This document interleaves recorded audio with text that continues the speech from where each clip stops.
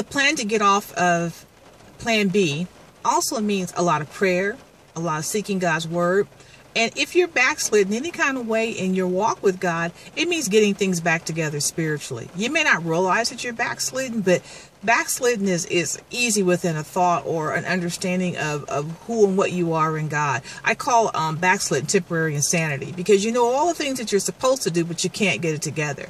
But to get off plan B, it takes prayer, it takes connecting back with God, and it takes having some real 100% moments where you're honest with yourself. You know, there's a difference between telling the truth and being honest. I can tell you the truth and say that there's, a bathroom in my house, or I have a couch, but I have to be honest and say, well, that couch is raggedy, or the bathroom can't even be used. That's when you get into honesty. A lot of times we're telling the truth, but we're not being honest with ourselves. We lie to ourselves more than anything, and really saying, you know what? This is not what I want to do with my whole life. And it's not too late. You know, you hear testimonies of people who are their 50s, 60s, and 80 years old, finishing colleges or starting new projects. Tom Clancy, who wrote some of the best spy novels ever, he was 55 and working in insurance when he actually first started. The KFC, the Kentucky Fried Chicken, the Colonel was like in his 80s, before he actually got the business up and running. It's never too late. As long as God woke you up this morning, this is another day that can take you closer to your vision, closer to what you're supposed to be doing, and get off of plan B. Plan B affects everybody, but you can shift. Now, it's not going to take 1 day or 2 months or 3 months, whatever, depending how intricate it is. But at least you start the journey where you go, you know what?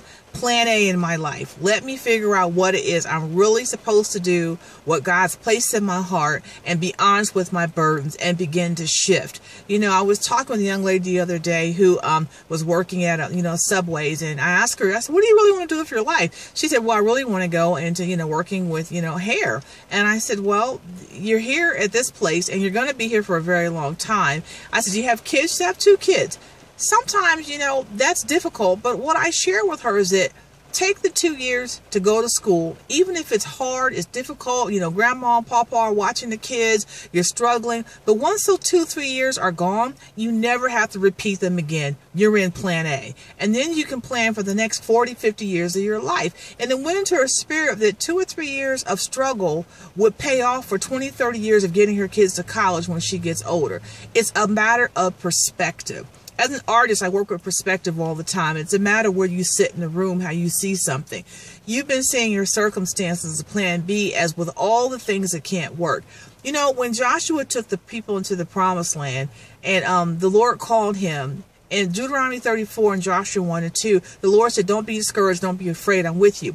He didn't tell him that he didn't know what the vision was, or, you don't know what you're doing, or this is difficult. What he told him was, don't be afraid. Whatever fear you have, whatever is keeping you from that, wherever you need to get with God and bind up the spirit of fear. The Bible says God did not give us a spirit of fear, but a love and a peace. And here's the key, sound mind. When you have a sound mind, fear can't get the best of you. Joshua knew what he was supposed to do, but he had to not be fearful and discouraged. And later on in those chapters, going towards some of the major battles, you'll see him giving the word to his people. Don't be afraid. Don't be discouraged. God is with us. You can be contagious with what you're doing when you're in plan A, and not encouraging other people to say, yeah, dude, go ahead and stay on plan B. I'm doing it. You doing it. We all doing plan B. No, when you get to plan A, you have a platform where you can say, let me tell you what I went through. Again, by the blood of the Lamb and the word of our testimony. You can testify when you're tested. You can give a word from the Lord on how you got through when you get through. When you get to that place where you get off of plan B and shift to plan A. Lastly, I think that the other part of plan B that's dangerous, why you want to shift, is spiritual warfare. If you're warring with a whole bunch of demonic stuff on plan B to keep you from plan A, you're fighting a stationary battle, because